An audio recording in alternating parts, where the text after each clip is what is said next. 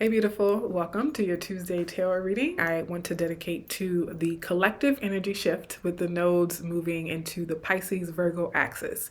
So yesterday I released the collective energy reading for the North Node in Pisces, South Node in Virgo. And today I wanted to follow up with a little more insight, guidance, and wisdom using oracle cards and tarot cards, and just to add an additional support for us as we move into this new 18-month cycle of the Pisces Virgo axis. Okay, remember that the eclipses from here on out are going to be in the signs of Pisces and Virgo, with a few exceptions over the next year and a half. So eclipses, the nodes, the North Node, the South Node, they're important because if you know the importance of eclipses, then you understand why North and South Node is important, because that's where the eclipses happen. So eclipses, aka the nodes where eclipses happen, are all about karma and destiny, right? And you know, this channel is all about how to fill your cup and fulfill your destiny. And so paying attention to those nodes is a really important aspect of fulfilling our destiny and leveraging the energy of the cosmos to help us do that, okay? I want to start with an oracle card. I am using the Voices of the Soul Oracle. Voices of the Soul Oracle. Okay. Let's see what message we have from spirit guides. Bottom of the deck, we have education. This makes a lot of sense. The North Node is about what we're learning, where we're evolving to. The card that fell out is help. Number 2 and help. Okay, so I'm going to read from the guidebook, just making sure no other cards fell out. All right, number 2 and help from the spirit guides. We are sending you signs to help you become aware that you can move forward alone. You feel you can't accomplish important things on your own, yet you have a greater capability to adapt and you can show great perseverance. We are sending you many signs related to the number 18. This is interesting because 2025 is a 9-year. 1 and 8 equals 9, okay? Remember what happened when you turned 18 and what happened 18 months ago. So the nodal cycle is 18 months long. The nodes will be in Pisces for 18 months, and they were in Aries 18 months ago, right? So every 18 months, the nodes shift signs. So just this synchronicity here, this divine message is saying, look back at your life when the nodes first moved from Taurus to Aries, right? You saw a shift when the nodes moved from Taurus to Aries and from Scorpio to Leo, right? Okay. You experienced important things at those times, which enabled you to forge great inner resilience. You are capable of great things, but we wish you to also remember everything you have already accomplished. You feel we are not with you, but we are always at your side. For a few months, try acting on your own and become aware of your inner strength. We are here, but we don't act because it's up to you to build your own path and create your own positive evolution. That is the goal of your incarnation. So I find it so fascinating that this card comes out with the energy of 18. 18 because 1 and 8 equals 9, which is the numerological vibration of 2025, but also 18 months being the typical cycle of the North and South nodes being in a particular sign. So they will be in Pisces and Virgo for 18 months, and they were in Aries and Libra. I said Leo, but I meant Libra. Aries and Libra for the past 18 months, and before that they were in Taurus and Scorpio for 18 months. So you can look back at these 18-month cycles, as the card suggests, to understand, you know, like how this particular cycle impacts you. And the thing about astrology is that there's always cycles within cycles, within cycles, upon cycles, next to other cycles, in conjunction with other cycles. So this 18-month cycle is layered onto smaller cycles as well as larger cycles. And so it might be worth doing some reflection, thinking ahead to what you want to accomplish and learn in the next 18 months, but also looking back, in 18-month cycles to see what you have already learned, to see what you've already accomplished, okay? All right, let's get a few tarot cards to elaborate on this message and see what else we can expect. See if there's any additional guidance for the North Node in Pisces, South Node in Virgo. I wonder if that was a psychic slip, because Virgo energy can be kind of nerdy to me. South Node in Virgo. Yeah, I keep wanting to say nerd. South Node.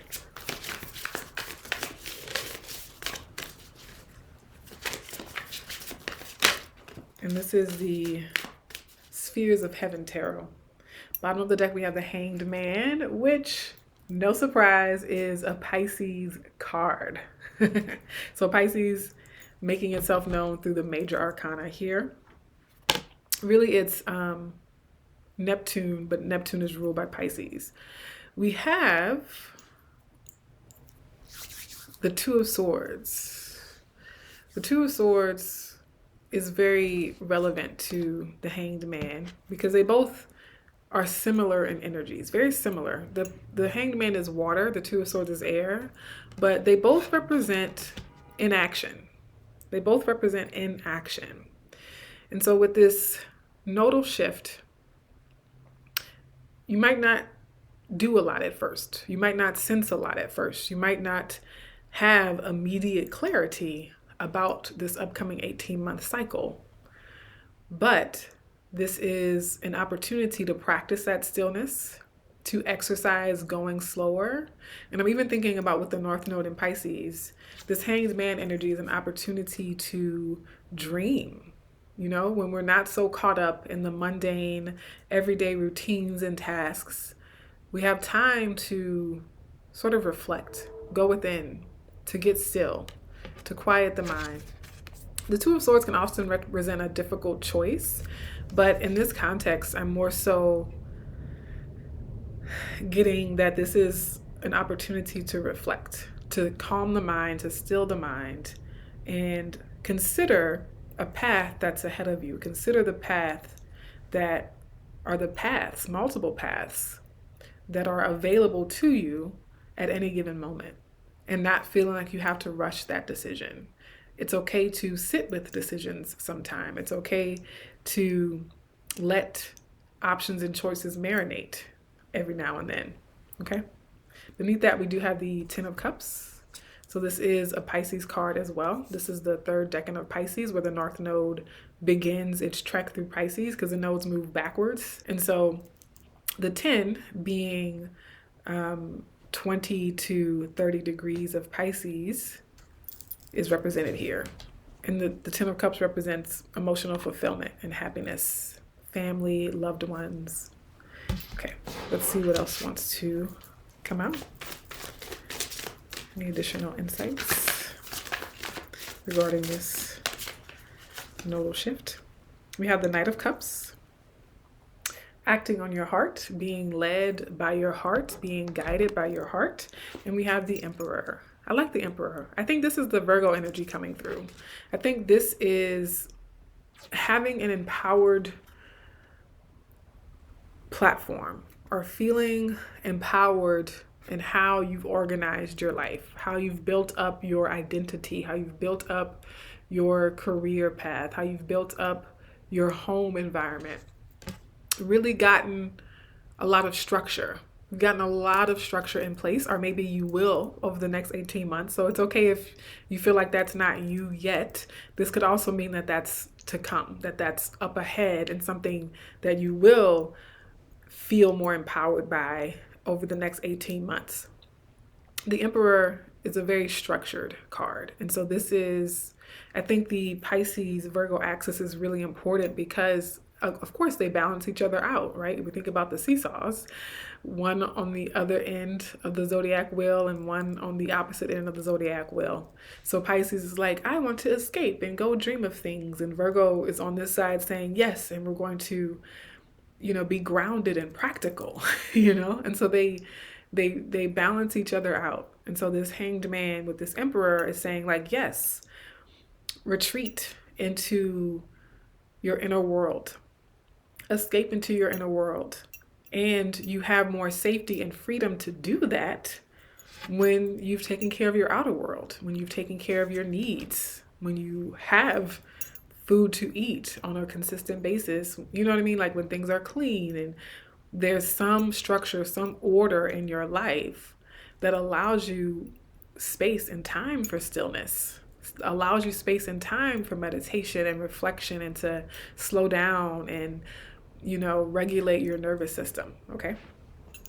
And I think too, with this Knight of Cups being at the bottom, as I said, that this is going to make us feel so much more empowered and so much more secure and really going after what our heart's desires are, really letting our hearts guide our actions and our choices and our decisions. Okay. I'm going to get one more. One more as we tie up this collective message for those who are watching. Thank you so much for watching. If you are enjoying this and you haven't already subscribed, please do. If you have subscribed, make sure you hit the like button. Okay. North Node in Pisces, South Node in Virgo.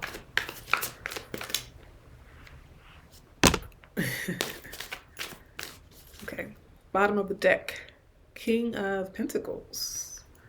King of Pentacles. So this is a very grounded. We have the Emperor, the King of Pentacles, right? We have some very grounded, stable, solid, masculine energies on the table. And I think this is, again, coming from that perspective that these are foundational things that allow us to reach for the Piscean dream, okay?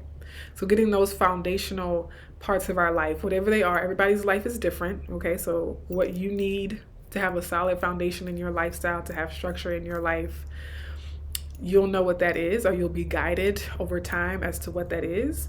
And then that frees us, enables us to reach for that Piscean dream. I'm even getting an image of a father lifting their child up on their shoulders, right? So that father, Emperor, that masculine energy, whatever, it doesn't have to be a literal father, right? For many of us, it's not going to be a literal father, but that sense of stability, that sense of strength, that masculine structure that enables us to raise our perspective, enlighten our perspective, and saying, like, I'm going to take this solid thing in my life. I'm going to take this stable thing in my life. I'm going to take this structure in my life. Did I say structure already? This foundation, this platform. And I'm going to step on top of it to raise my consciousness, to gain a higher perspective, a more spiritual view of the world, right? The Hanged Man is also about a change in perspective, changing your perspective. And I feel like this masculine energy, because the King of Pentacles is not just a king, it's a King of Pentacles, right? Very, very earthy. And so speaking to some of that Virgo energy, it's that much more grounded and stable and solid, being the King of Pentacles, you know what I mean? As opposed to like the King of Cups, which would be watery, or the King of Swords, which would be kind of air-like, things that are less solid, or even the King of Wands, which would be fire, right? Of all of the elements, the King of Pentacles is the most solid one.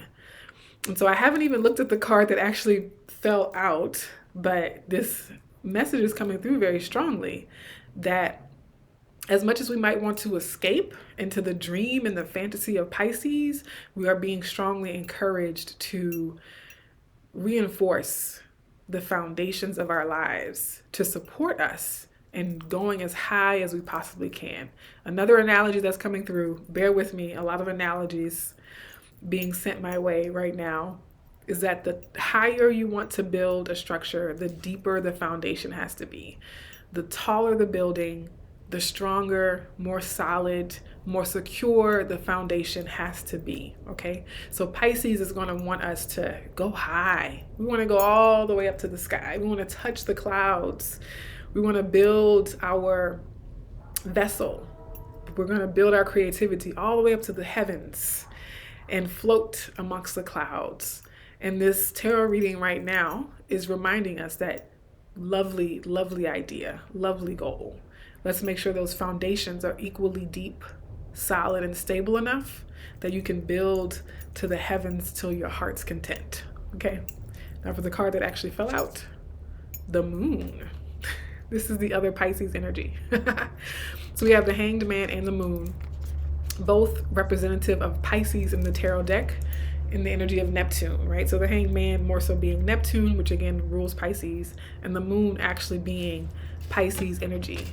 So I think that's confirming everything I've just been saying, right? Like all the time I took to focus on the masculine earthiness and the solidness of this, and to have the moon finish up with the moon being that last card, which is the card of Pisces where the North Node is going. So with this, we can descend or ascend into the dream world more easily, more readily, and with more sustainability and a little more security. Now, the moon also represents past life stuff. It represents the far past, childhood things. So for some of you, this could be healing a father wound, right? When we think about subconscious hangups that many of us have, a lot of us have unhealed masculine energy operating in our subconscious that has all sorts of manifestations and outcomes in our lives, right? We have an unhealed masculine energy. A lot of times people talk about the mother wound. There's also a father wound.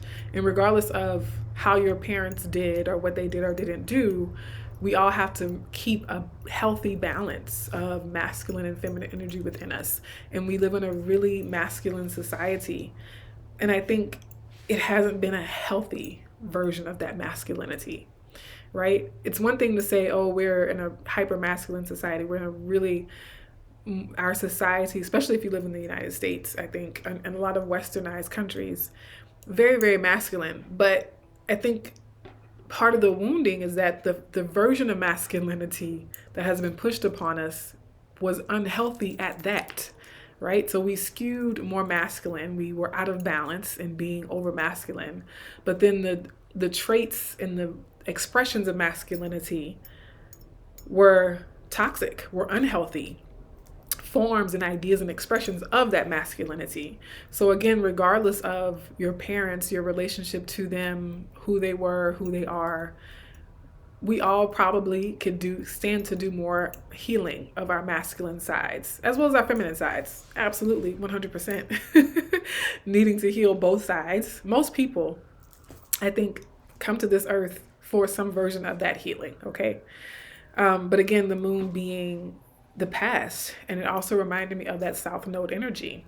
And so there could be some value there in looking at that past, right? Like not disowning that South Node energy, but leveraging the substance that's there for knowledge, healing, and growth as you evolve forward toward your destiny. All right, my dears, I hope that this has in some way helped you to refill your spiritual cup and to fulfill your spiritual destiny. And I hope to see you in another video. Be sure to subscribe if you haven't already. And if you have subscribed, make sure you hit that like button, and I'll see you next time.